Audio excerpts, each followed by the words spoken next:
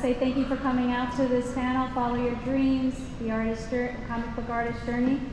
I wanted to get a kind of a feel for the audience right now, and the first question I wanted to ask everyone before I even introduce my panelists is, raise your hand if you enjoy drawing, doodling, or cartooning. Awesome, thank you. Yes, you're the panelists, yes, raise your hands too. Raise your hand if you've ever dreamed of becoming a comic book artist. Awesome, thank you for coming and being here. Awesome, okay. I guess for the sake of time, the panelists that I have here, they're extremely talented. They have a very big resume, each one of them. So I'm gonna introduce them in the abridged version, and then hopefully as we start doing the Q&A, they can fill you in more on the projects that they're working on, things that they've worked on in the past perhaps, how they got into the business, so that way you guys have an idea of how things kind of worked out for them, even with the twists and turns of life. So my first question, let me introduce them. I'm going to start off here with the first panelist, Lalo Alcaraz, creator of La Cucaracha daily comic strip and award-winning cartoonist and writer. Next to him is Alina Chau. She's illustrator, author of Bonnie's Rocket and Marshmallow and Jordan. Joel Gomez, illustrator of La Muerta and Lady Gunfighter, published by Coffin Comics. Mark Habegger, artist for Jollies and special effects manager for Deadman. And that was a Johnny Depp movie, by the way, just a little tidbit. Scott Morse, creator of This Ink Runs Cold and 20-year Pixar story artist. And our running late panelist is Marcus D. Newsome. He's the author, illustrator, and animator for Lightning Strike, Upper Deck, and Tops. So I guess I'm going to start the panel off with our first question. And this is open to all panelists. On a journey, there is no clear roadmap. How did you know you were on the right track? Who wants to take that one? I will start. Go ahead. So before I became a full-time author illustrator for children's books, I used to work for animation studios. And at the time, I actually had the dream to do my own IP, but have no idea how to approach it. So the time I decided to do independence, to develop my independence art career, I started out with trying a little bit of everything, because a lot of the artistic skill can be crossover. So I try to do a lot of convention to get a feel of convention scene, do gallery, do a lot of toy merch kind of design, also get into books and also ad design, because I'm interested in everything, but I'm not sure what are the differences besides the artistic skill is a lot can be crossed over. So once I started tambling with everything, I realized a lot is the business end of each discipline is very different. So I discovered, even though I like to draw and design, do storytelling, but I don't enjoy, say, manufacturing process of making merch or toys. I do not enjoy the lifestyle of being a convention artist. I have a problem with the business kind of model of gallery artists. It doesn't mean other people, those are bad, it's not my cup of tea, but it's perfect for many other artists. So after allow myself a time to experiment, trial and error, I have also discovered I like to be an author illustrator for books, because it's the lifestyle that I feel comfortable, the business model is what I feel comfortable and at ease. So that's kind of how I slowly discover what I enjoy doing. So it's through trial and error, and allow yourself that time to experiment, to try out, and also meet with different group of artists in different community to really learn not just the artistic end of each discipline, but also the business end of what go into each discipline. So that's kind of my journey. Oh, thank you, Alina. I appreciate that. Who else wants to tackle that question? In terms of how did you know that you were on the right track? when you were starting out? I could jump in. It's funny because when you're starting out versus every day, you're always trying to take the pulse of if you're on the right track and you do what we do. One early marker for me that really kind of cemented it for me, because I was driven to try to do comics and work in animation and never grow up and be a kid my whole life. I decided to set up at WonderCon when it was still in Oakland, California. This was maybe 95, 96. And I bought a booth, set up a booth, and I had nothing to sell. I did it on purpose to give away free drawings to people. And I had printouts of a book I was working on at the time called Soul Wind that eventually came out from Oni. Eventually came out from Image and then Oni. So I was just drawing. I was doing brush paintings for people. And I could sense somebody was standing in front of the table looking at me, and looked up, and it was, I could tell it was an old man. Then I realized it was Will Eisner.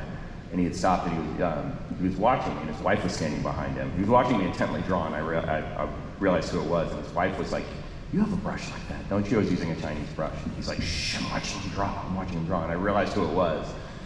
And struck up a conversation, showed him my work, and he was so encouraging. He had no reason to come by my booth other than the fact that he saw that I was doing something other people weren't doing.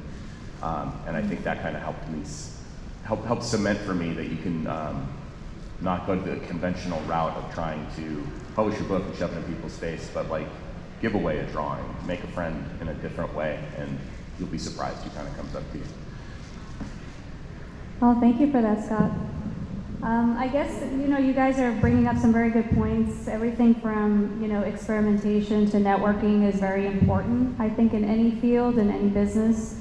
Also, there's a lot going on with knowing how to market yourself and the business process of things. How, looking back at your careers, did you anticipate your career unfolding in this way, or were there unexpected detours that you kind of, blockades? My career's a mess. My career is a mess. Go ahead. That's all I want to say. My career is all detours. I haven't found the main road yet. But the other road always looks pretty good. Yeah, that's the problem. I think, and I think this panel has a lot of multi-talented people, and I guess we can never make up our minds, and we never think, oh, I'm kind of good at that one, but God, I want to try this one, and I kind of suck at that one, but God, what a challenge, right? And so, I started out just drawing the kid that drew all the time. And to answer the first question, I think I knew, I don't know when I realized, like, this is my thing. I think I'm too dumb to realize things. So, because I'm just kind of just keep going. And, but I've never had, this is my day job, and I've patched together a day job out of this with 10 different careers at once. So it's been good. And I already forgot what the detour question, yes, right? Yes. Everything was a detour for me. I went to architecture school I got a master's in architecture at Berkeley, and there I met a bunch of Chicanos that like to do comedy, but were also performers. They like satire, and I just met so many of them. We all decided to, make zines and write comedy and perform comedy, and I was a mess since then. And I worked a little bit in architecture, but never, it was never a career for me. So. Can you give us an idea, just for anybody that might be out in the audience that doesn't know what the word zines means? Like, can you give us a description? Oh yeah, back when we used to read things on paper, and they had these things called copy machines. Zines are homemade magazines, and they've had a resurgence. It's great because they are a super cheap way of publishing, and they go hand in hand with comics. And if you're a cartoonist and you want to put together your cartoons, what's the cheapest way? Well, go and go to the there's no more Kinko's, but go to the corner coffee shop or go to your printer and print out a bunch of copies of your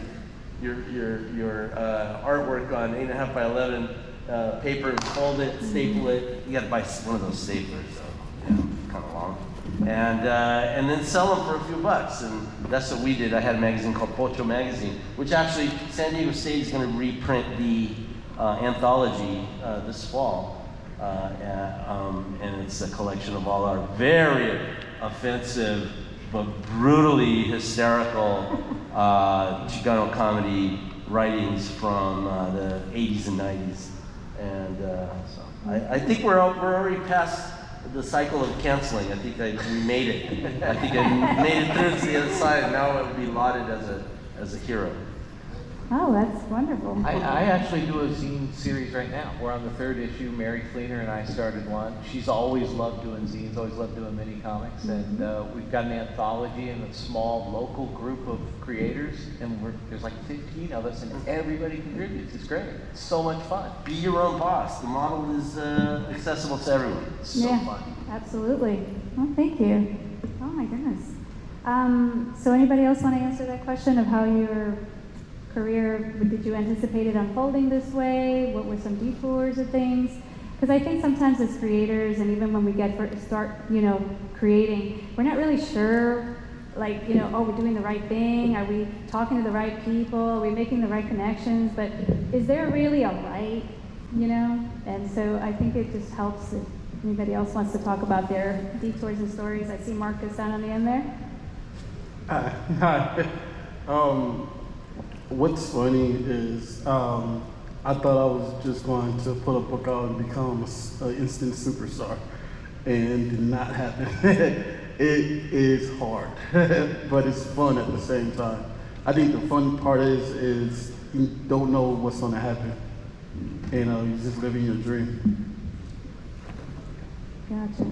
I'm gonna say, for you to say that with a smile like that, like you genuinely love comics, and I think that that's an important thing to take away is comics is hard. Like what we do is hard.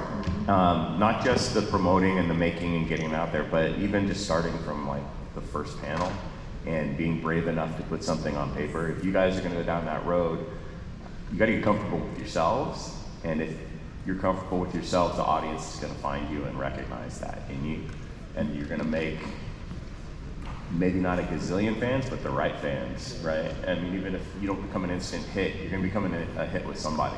Mm-hmm. Your fans will find you. Exactly. That's what's fun about it. You never know who or what is gonna find you, but the fun part is just the random people that do find you. Yes, that's true. Your tribe will definitely find you. And I think also, since you guys are always creating, a question I have for you is, how do you recharge creatively while you're either in the middle of a project or in between projects? I'll answer. For me, I actually, if I'm in the middle of the project, I try to be very, very disciplined. So I would just treat my day like as if I have a full-time job. Wake up at 7:30, eat breakfast, start working around 9, lunch around noon, take a short break somewhere in the middle, and then finish the day around 6. And kind of just clock in, clock out like that every day. And for me, is that schedule help me to keep track of my progress, also keep my sanity, because sometimes the easiest way to lose track is when you work from home. You can just do whatever you want, wake up anytime, and then after a while it's like, oh no, I have time, and oh shit, I still have a lot I haven't done. So for me, it's like keeping that discipline really helps. So you can actually calculate, okay, 8 hours a day, I do 2 pages per day. So if I keep doing the math, I will meet the schedule, it's a deadline, and so that's kind of how I keep track. And it really helped me to prevent burnout too, because you can predict your own process, and also you ensure you have good night's sleep, eat properly, so it really helped the body just be a little bit more regular. Because sometimes I feel like when you are physically weaker or you're just physically not feeling well, you tend to get mental burnout a lot easier. So kind of like when I have on the project, I try to be very disciplined, but in between project, then I go back to that lazy bohemian artist lifestyle. Eat junk food, wake up whenever, relax. Yeah, you said between projects, and I don't understand the question.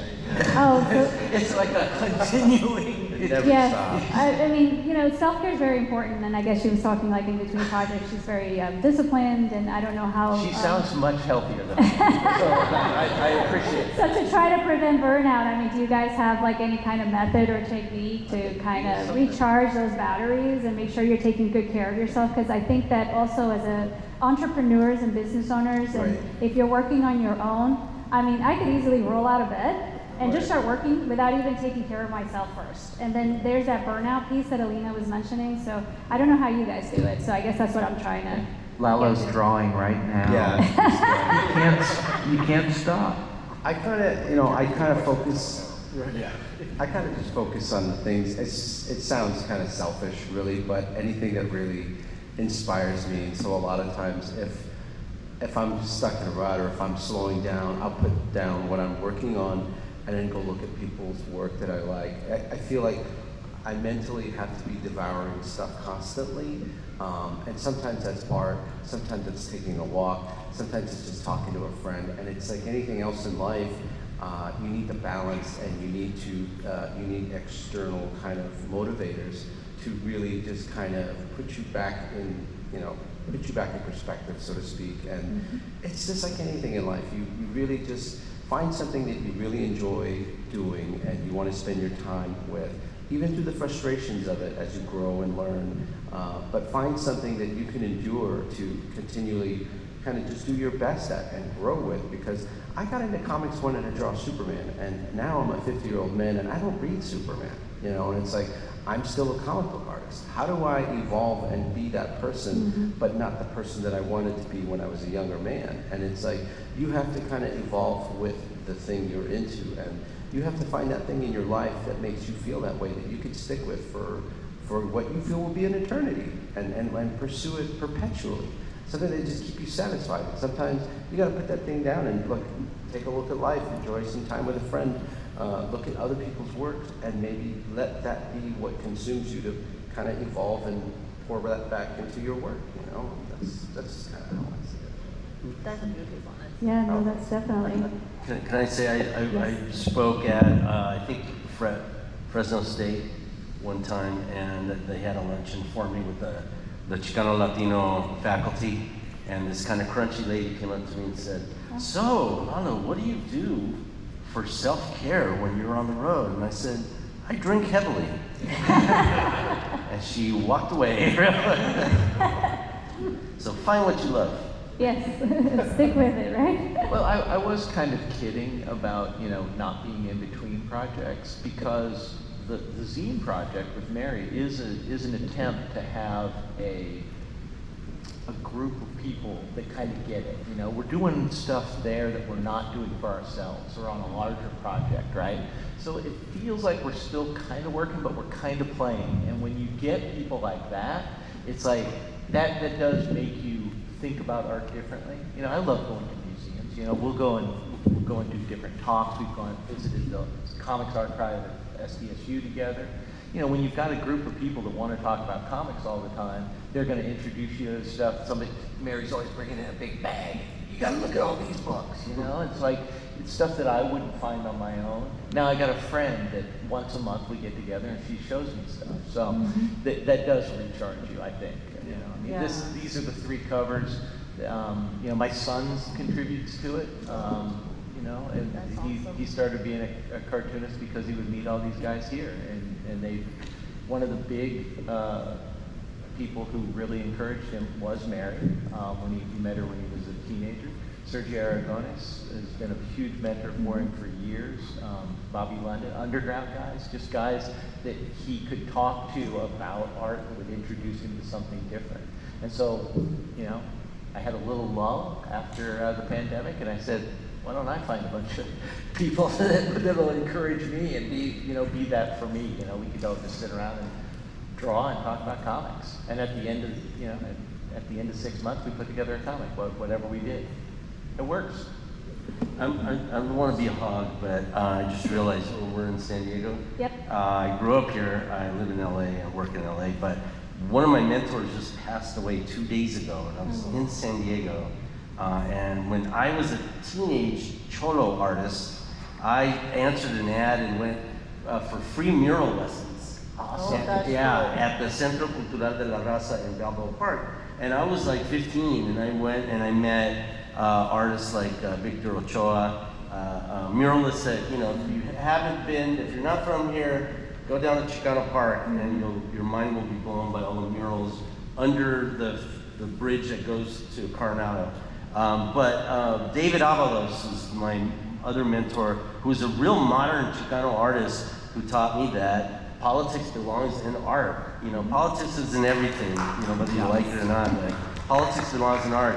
And he would do these really cool, cutting edge bus. He did a bus campaign showing how the immigrants in the 80s and 90s were like the slaves, the wage slaves, the slaves of contemporary U.S. and got banned by the bus, the San Diego Metro, whatever, and really taught me like, wow, you can put politics anywhere. You can put it on the side of a bus and freak people out. And I was hooked on political cartoons since then. So shout out to Dave.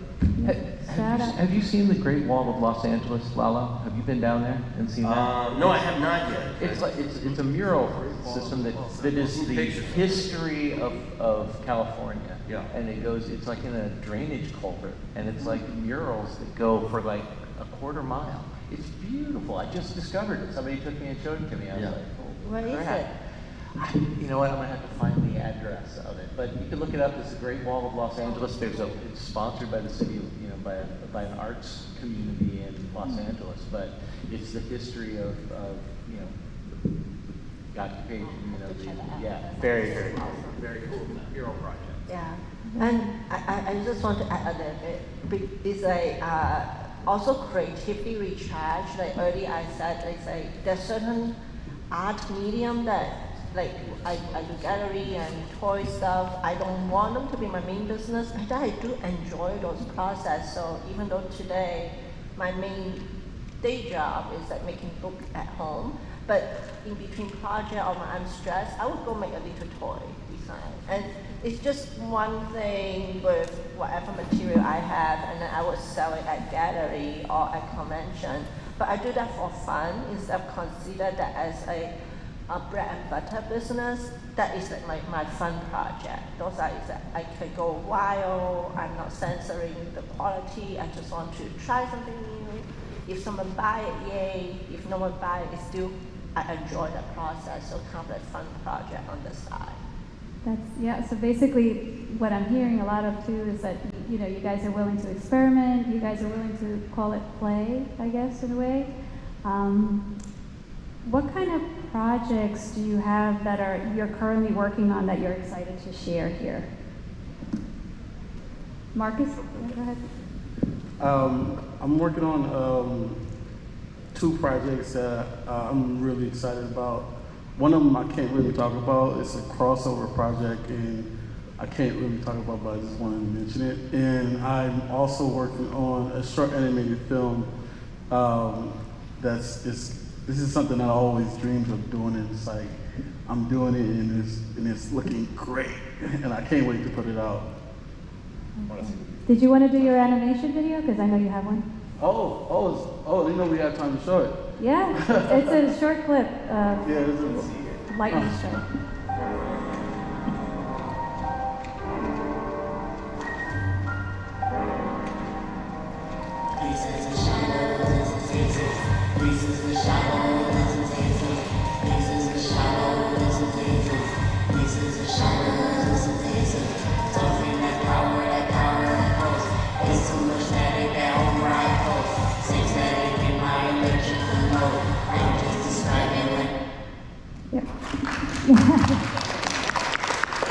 Do you want to give us a little background to that animated short there?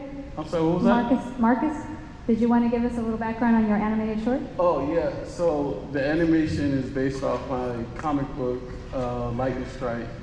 The project is about me growing up in Compton, California, and this kid developed superpowers and using his power to clean up his neighborhood.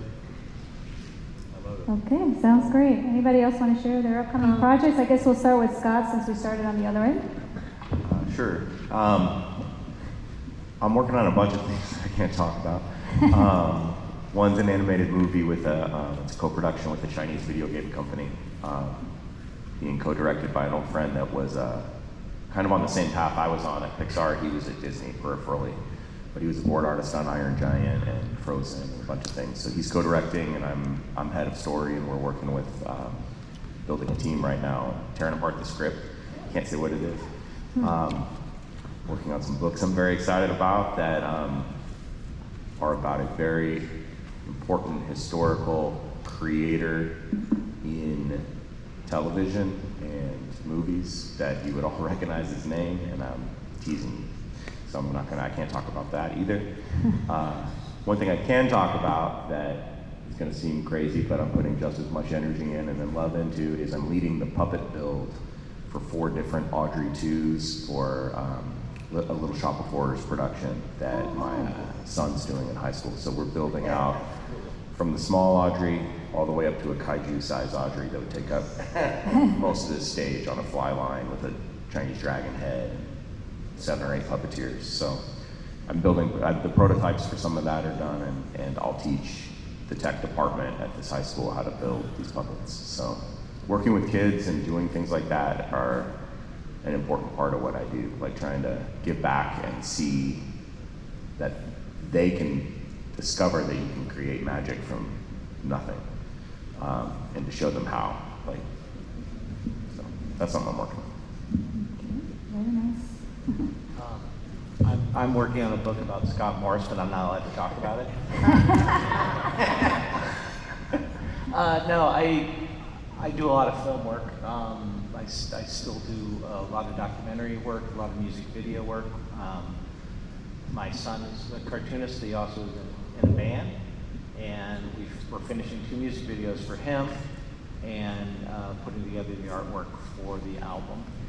I did the album art, and some of our cartoonist buddies did the single art. So we got a single from Bobby London, a single from Dan Reba, putting all that stuff together. Something else big that's going on. I got a couple things that haven't come out yet, and a documentary project that I'm doing on a pioneering queer musician in Los Angeles, Christian Hoffman. So that's that one's in pre-production. So.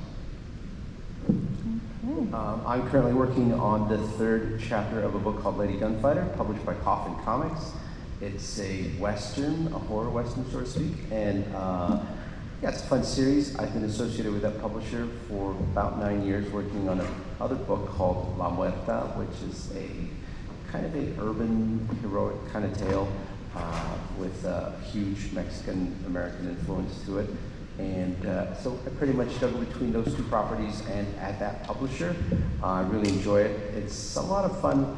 Comics is hard, and for whatever reason, I just keep coming back to it. I think I get it, and then I'm always learning new things about it. And it's a perpetual joy to be drawing sequential art, and I do it traditionally: pencils, inks, paper, whiteout, and frustration. So it's a lot of fun. It's just part of the process. Okay, thank you. I'm currently illustrating 2 children's picture books that I can't talk about yet. One with Random House, the other with Little Browns. But one project I'm super excited, I really want to share, is my 2026 fall middle grade graphic novel release, which just officially announced July 1st, 2nd, is Monkey King, Uproar in Heaven. And I make a little trailer for it. Yes, we do. Thank you for And that. I want to share with everybody. Thank you so much. Yes, let's do this.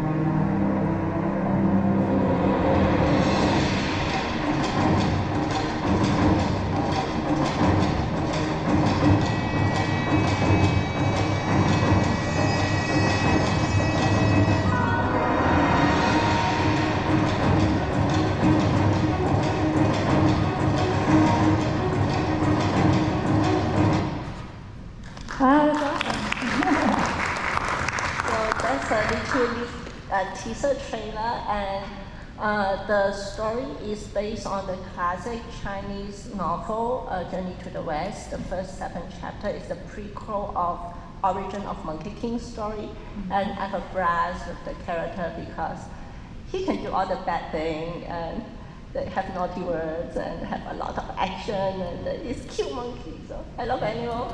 Yes, I'm actually a fan of the book and the traditions. So when I saw this, I was very excited. So thank you for having that clip. I appreciate that. Yeah, I have goodie to give away, so afterwards, if you guys want, I have some bookmarks to share. Yes, for sure. Oh, Lalo, how about you? Any projects you have coming up that you want to share? I got nothing. No, I'm hoping this year, next, to defeat the Nazis, and I'm working on that project, and I'm working on a new comic book, kind of anti-hero, Pachuco, set in 1939, 1941, and you literally will get to beat up Nazis, but it's a story about the mass deportations of the 30s through the 50s, and also discrimination and aliens too. So all my favorite things together: racial discrimination and aliens.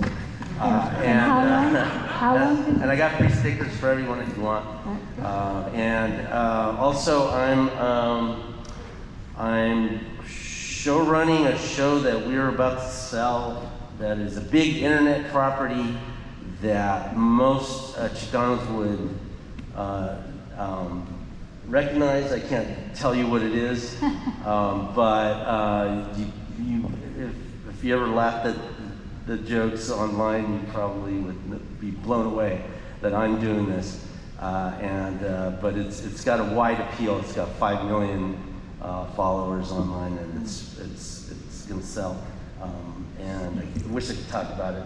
And I hope I'm counseled by it. And then this year, the next 3 years, I'll be working as a consultant on a film with Pixar that I can't confirm yet. They told me don't say anything.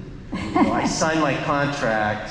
You want me to say? Because they laid me off last year. After 20 years.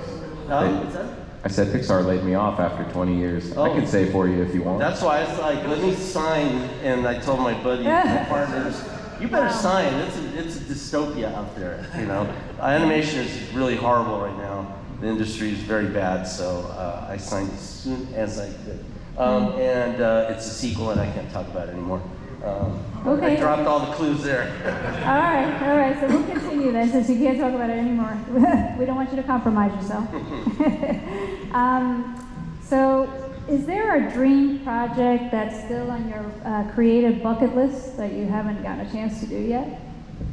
That you would love Let to? me start from this end. I'll say La Cucaracha, the animated show, is on my top of my bucket list. I've come close a couple of times, like 1 million times. That's Hollywood. Can I take 1 second and shoot a video of everybody? If you would indulge me, my 16-year-old just got his driver's permit, like right now, and I just got the picture of him holding it. Can I take a video of you guys like going, yeah, Eli, congratulations? Yeah, come on, we gotta bring him on. Just real quick. His name's Eli, so I'll start over here. Okay. And I'll when I hit 3.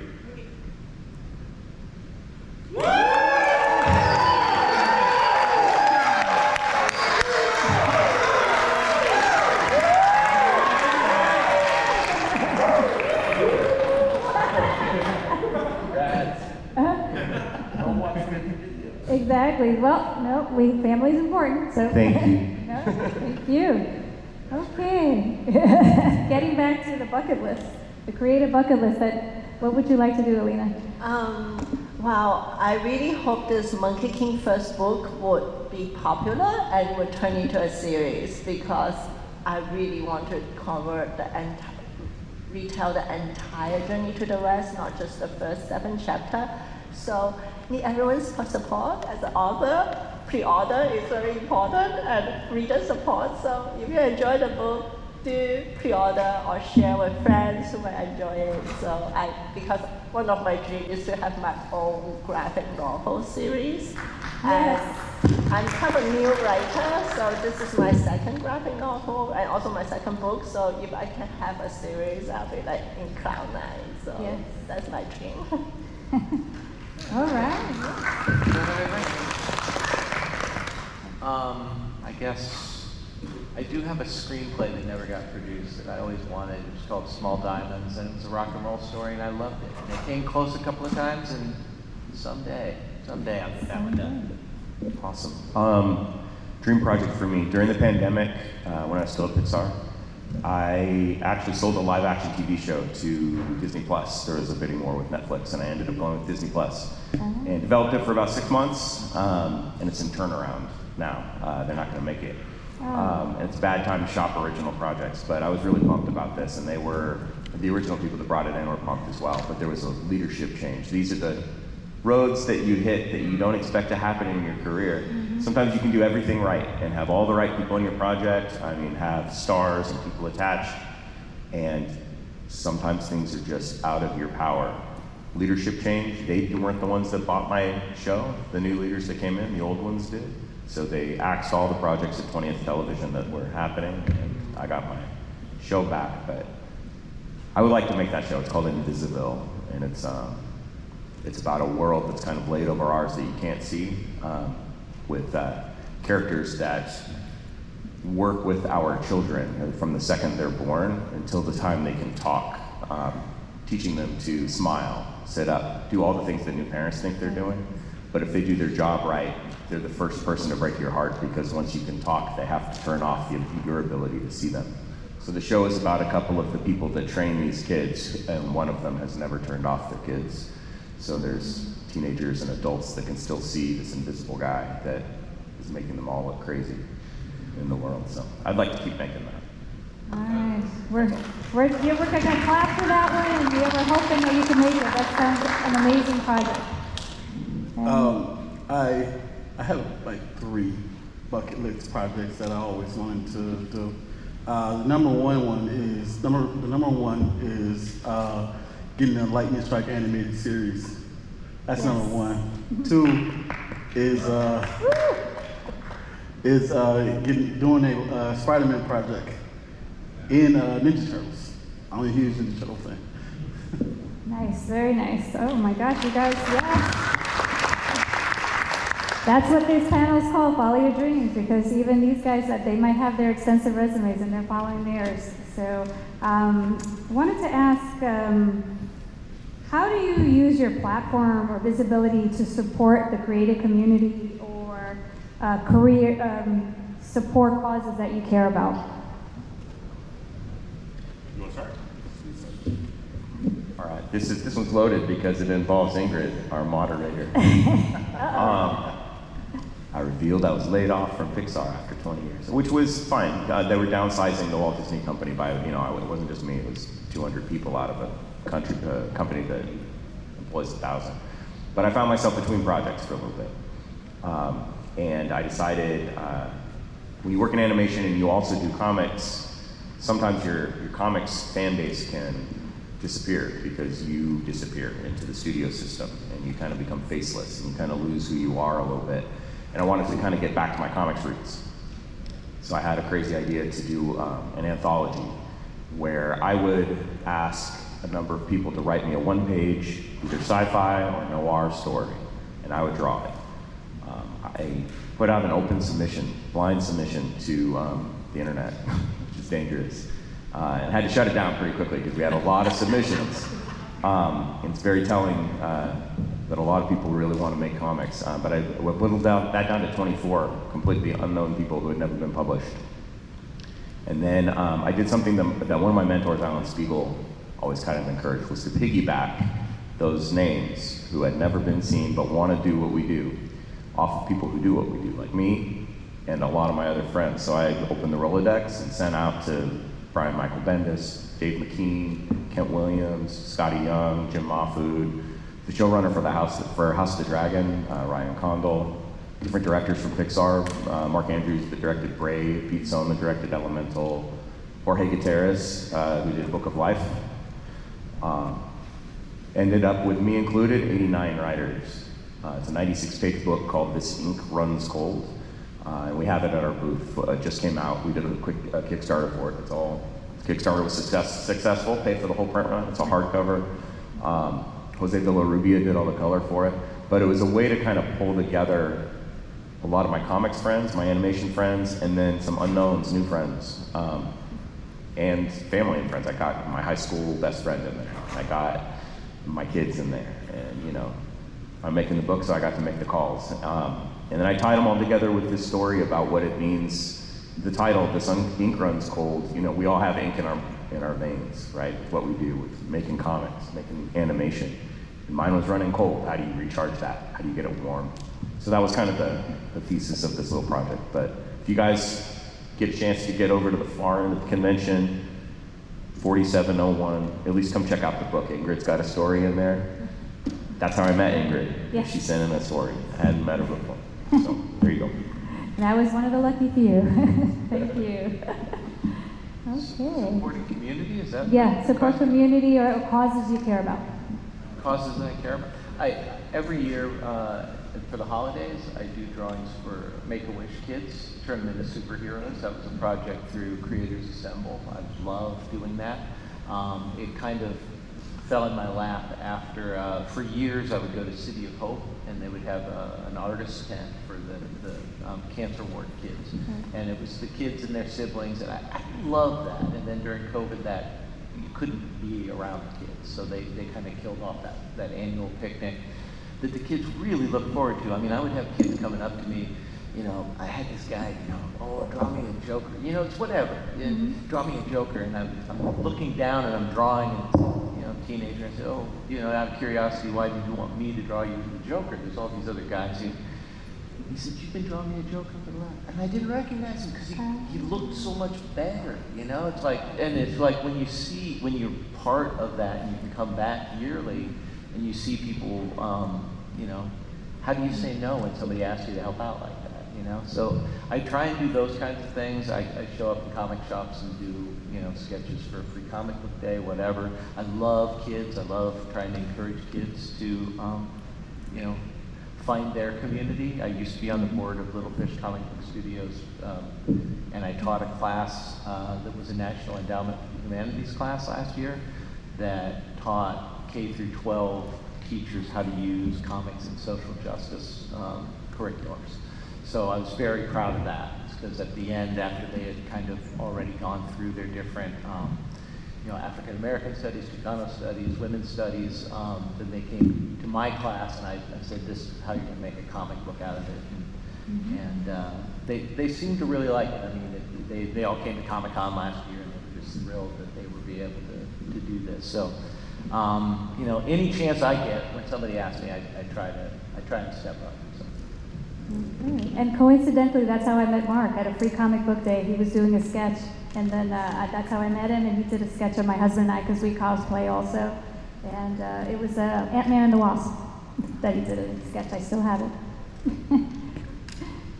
Anybody else want to feel that one in terms of causes? Oh, Marcus?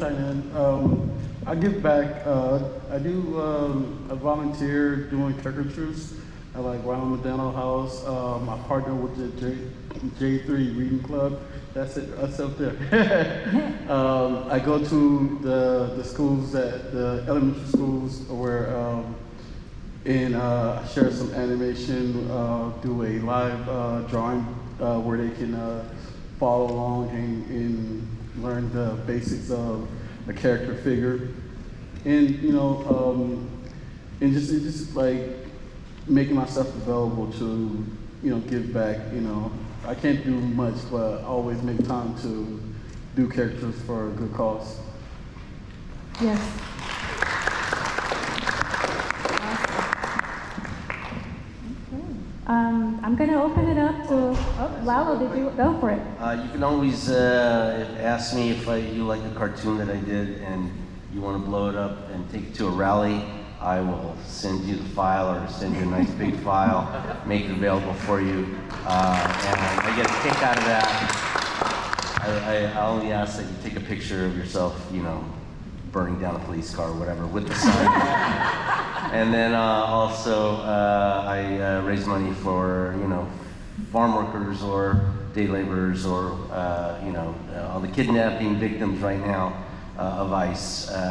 Done that a little bit, so I like to do that, but that's All right, thank you, Lalo.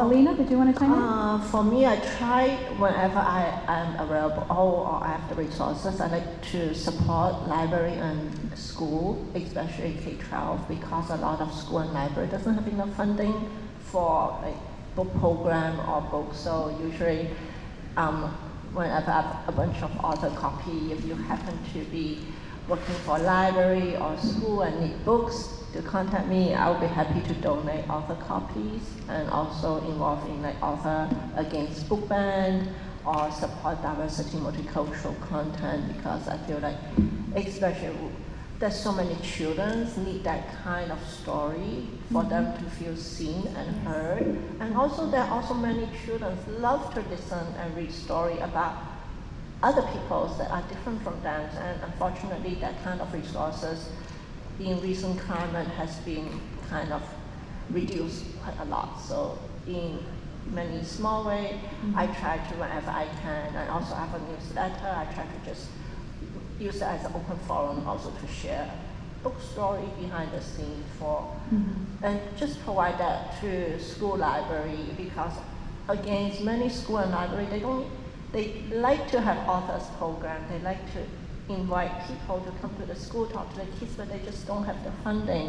So I try to use my newsletter as a platform also to share behind the scene making of my books and interview other people. Just kind of an open forum that if school or library want some, hey, this is how people make a book, this is what this book is about. There is some free online resources on my end to share too. Thank you, Alina. We only have a few minutes left, so if anybody wants to throw out a question from the audience. Yes, sir? So now that it's creeped a little bit, I'm still recovering. You know how like things change after COVID, where like everybody's more reserved, and lately like I've been trying to talk to like-minded people who like might want to work on something, right? But it just seems that because everything's getting tighter and more expensive, everybody's trying to pay bills before actually focusing on being able to work on their own projects, let alone even collaborate. What would be some tips to help alleviate that? Because there's a lot of people who have the dream to create something, but they don't have the ability to do so because there's just no back. I don't know, I just pursue the thing that I'm really deeply interested in. Like when I tell young people that they want to get advice about drawing, I kind of tweak this phrase I heard from someone else, and I basically just say, draw what you love until you love to draw, right? And I think in a weird kind of way, you have to be really selfish about these ideas, these dreams you're chasing, and this whole panel about chasing your dreams. Maybe it's art, maybe it's music, maybe it's something else, but the idea is that you just have to be willing to just put the time and energy towards something that you really enjoy doing in a way that interests you, motivates you, and you see people react in a way that you like. And those are the things that would be the fuel to propel you forward, because especially now more than ever with social media and your phone, it's like there's lots of ways for using it in a bad way, but there's also lots of ways for using it in a good way. You can post your art and share it to tons of people who would then immediately give you some sense of feedback of whether they like what you're doing or not. And it's just the intersection of enjoying what you do and finding people who like what you do at the same time. And then hopefully at some point some money gets involved in there too. But at the end of the day, it's like you're fully and wholly responsible for the response you get for your work. And it's like, never let anything hold you back from that. And there's so many ways to turn it into something motivating and positive. And I also just pick up from what Joe left over. The budget is definitely a real concern. Time is something you can create, but budget is definitely a real concern. But there's a lot of online platform. Webcomic is very popular right now, especially with young audience. And those, it doesn't really require your budget. As long as you sign up for online web service, or even if you say, I would like to make a little bit money and build follower, you can use Patreon, Substack kind of pay subscription platform, or any webcomic platform. Or I know even author just post cute comics on Instagram. And many author I know, they start doing online comics, and sometimes it's with friends, sometimes by themselves, depend what is your creative method. But a lot of people start online this day and start building a follower. It's in a way you are building follower, you also can make money if you decide to go with the subscription route. Without putting your own money, you can make a little bit.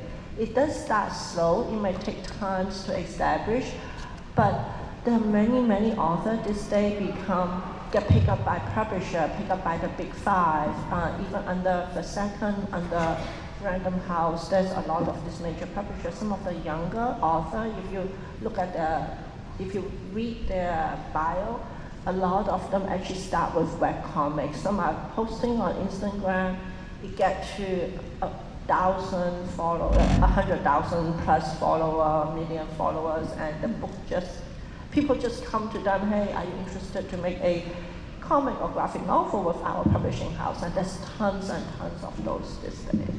So even though online, it takes time to establish, but benefit is you can do it at your own time. There's no stress, whatever time comfortable for you, and there's no big budget.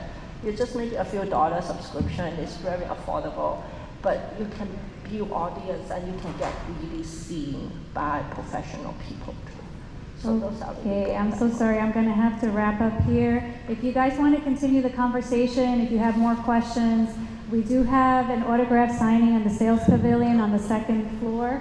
AA06 is where a lot of these guys are going to be. So let's continue the conversation. Let's support our artists. And thank you so much for coming and being here. I appreciate it.